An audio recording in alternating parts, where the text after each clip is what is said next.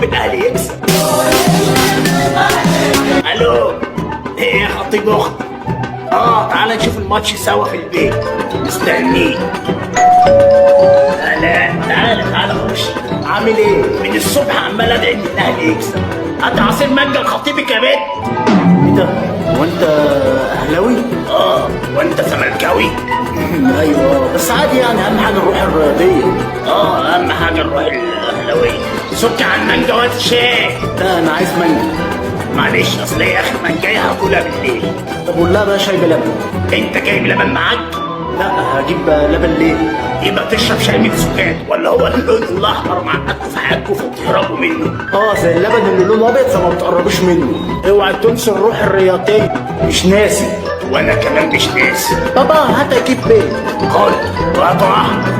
ليه هو البيض الابيض بيعض؟ لا الاحمر بيخربش. تحب اوريك؟ انتوا هتتخانقوا والله ما كان احسن. الماتش ابتدى، يلا نتفرج عليه. يلا. انت شكلك كده عايز تتفرج على الماتش لوحدك في البيت عندك. امشي، انا مش هزعل على فكره.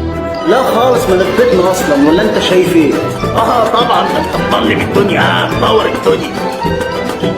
سرو بقى سرو. اكسروا. يكسروا ليه؟ ايه اللي خلي ده؟ ايوه بقى، تسلم رجليك عليا الطلب، تسلم رجليك. انت بتطلع اختي قبل ما تتجوزها؟ ما تسيبنا افرح يا عم. ما خلاص يابا، هنقعد نص ساعه نفرح، احنا لسه في اول الماتش. على رايك احنا مش اول مره ناخد الكاس اصلا. يا اخي ده انت كائن مستفز زي فريقك بالظبط. ايوه بقى. انت بتضرب ليه يا عم؟ مش انا، ده ايدي. ارفع بقى. بس بقول لك ايه، الجون بتاعنا ما كانش له حل بصراحه. لا مش احسن من جولنا غير الاستحواذ بتاعنا. طب ايه رايك بقى ان الكاس ده بتاعنا؟ ايه رايك انت ان احنا هنفوز فرق 3 اجوان؟ 3 اجوان ايه؟ انت فاكر لعبتنا عيال زيك كده؟ انت اللي فاكر انكم هتكسبوا يا موهوم. فعلا انا موهوم. تبقى موهوم انك بتفهم، طلعت حمار. صدقني ما في حمار غيرك.